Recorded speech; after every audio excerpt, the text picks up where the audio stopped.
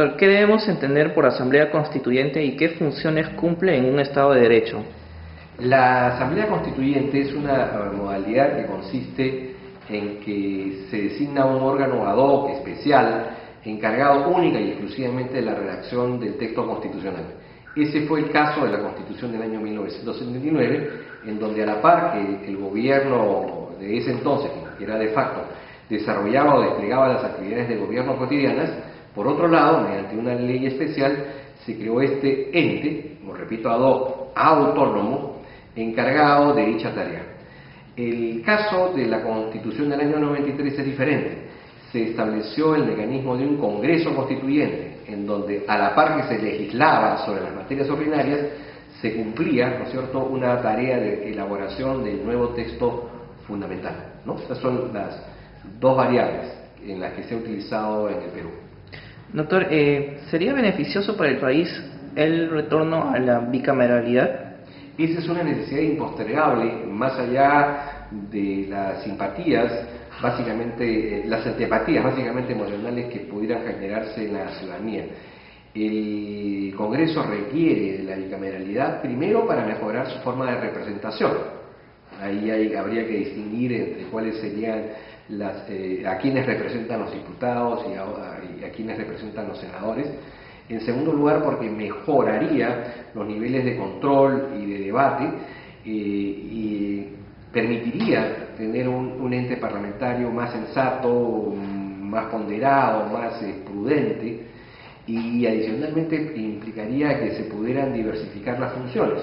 La Cámara de Diputados sería básicamente una Cámara de carácter político, en donde impera el impulso, el entusiasmo, la confrontación, y una Cámara de Senadores más reflexiva, encargada de tareas como, por ejemplo, los juicios y antejuicios políticos en su fase sancionadora, el tema de los nombramientos de las altas autoridades públicas, con lo cual le daría más sensatez, por ejemplo, al nombramiento del defensor del pueblo o los miembros del Tribunal Constitucional, entre otras, ¿no? Muy bien, doctor. El segundo tema que nos ha traído hoy para conversar con ustedes es acerca de la potestad sancionadora del Congreso.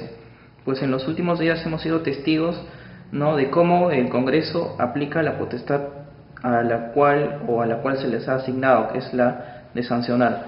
¿Qué opinión le merece la potestad sancionadora del Congreso y el respeto al debido proceso? Los parlamentarios tienen inviolabilidad e inmunidad. Lo que no tienen es impunidad. En consecuencia, cuando se produce una falta, en este caso de carácter disciplinario, corresponde al propio Parlamento, en salvaguarda de su imagen y legitimidad, y a través de procedimientos claros, sencillos y expresos, poder llevar a cabo esta tarea sancionadora.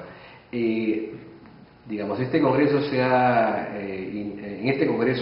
presentado ya un caso, el de la congresista Marta Chávez, quien fue protagonista de un acto pues evidentemente bochornoso, que de alguna manera ha afectado la imagen del Congreso, sobre todo tratándose de una sesión extraordinaria en donde se juramentaba el presidente de la República y donde estaban las más altas autoridades nacionales e invitados internacionales.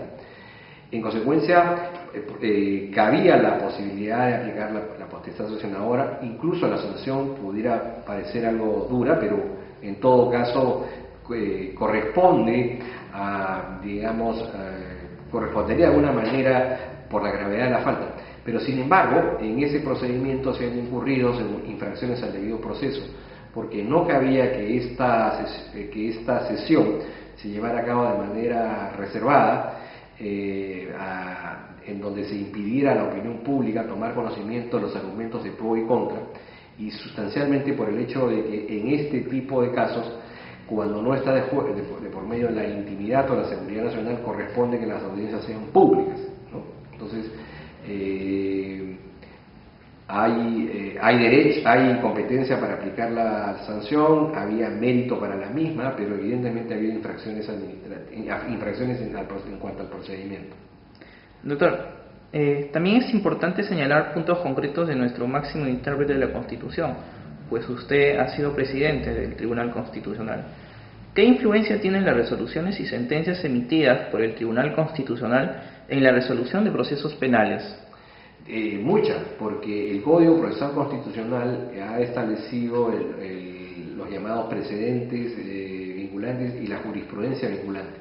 En consecuencia, cuando alguna norma, digamos, de derecho penal está conectada directamente con la Constitución, hay que hacer una interpretación de esa norma desde la Constitución para que exista armonía, ¿no es cierto?, con ella.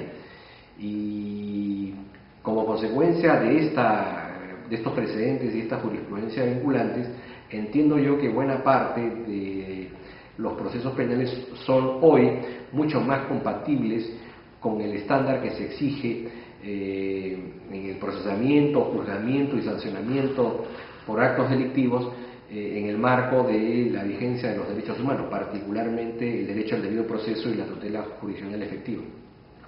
Doctor, ¿de qué manera se viene trabajando en la reforma del proceso de amparo en el Tribunal Constitucional? Lo que hay es un proyecto, no recuerdo, en esto no le podría precisar si está acabado o no, pero se nombró una comisión en el seno del Ministerio de Justicia, por la cual se postulaba la necesidad de introducir algunos cambios al Código Procesal de cara, digamos, a su confrontación con la realidad. Y estos cambios se ameritan no solamente por los vacíos que pudiera tener, vacíos o defectos del Código, que son pocos ciertamente, sino además por los aportes que ha hecho el Tribunal en materia de derecho procesal constitucional. Doctor, el tema 3 sería sobre la influencia de la jurisprudencia en la Corte Interamericana de Derechos Humanos. ¿De qué manera influyen las decisiones de la Corte Interamericana de Derechos Humanos en nuestros órganos de administración de justicia? La cuarta disposición final y transitoria de la Constitución exige y obliga a interpretar los derechos de conformidad con la Convención Americana. Y el ente encargado de interpretar la Convención es la Corte Interamericana, a la cual nosotros estamos sometidos de manera voluntaria y soberana, y en consecuencia esas decisiones repercuten de manera directa, no solamente sobre las partes vinculadas a un proceso, sino repercute sobre todos los miembros integrantes del sistema interamericano. Hay una relación directa y en los últimos tiempos incluso se habla del principio de convencionalidad, es decir, que incluso las cláusulas constitucionales en materia de derechos humanos tienen que ser interpretadas, ¿no es cierto?, de conformidad con el marco del tratado, de conformidad con la Convención Americana. Doctor, en ese sentido, ¿qué consecuencias trae en materia judicial la disolución del convenio que tenemos con la Corte Interamericana de Derechos Humanos? ¿Me podría repetir esta pregunta? ¿Qué consecuencias trae a nuestro país la disolución del convenio que tenemos con la Corte Interamericana de Derechos Humanos? Digamos, no sería deseable que se produjese una situación como esa, por cuanto somos conscientes de que a pesar de los enormes esfuerzos que hace el Estado peruano, aún no estamos en la capacidad de satisfacer por nosotros mismos una defensa cabal e íntegra de esos derechos fundamentales.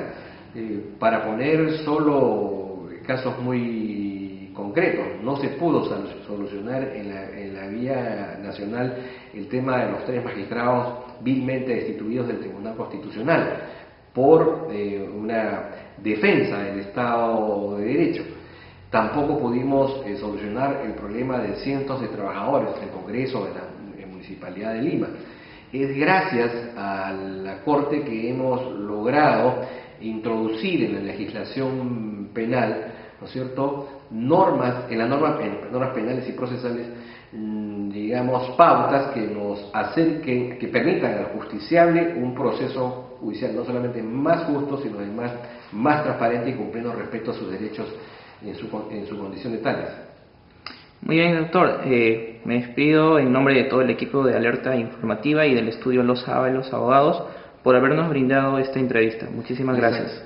Les agradezco a ustedes la atención de haberme permitido dirigirnos a un público tan vasto y tan enterado para exponer mis puntos de vista. Muchísimas gracias por esa atención.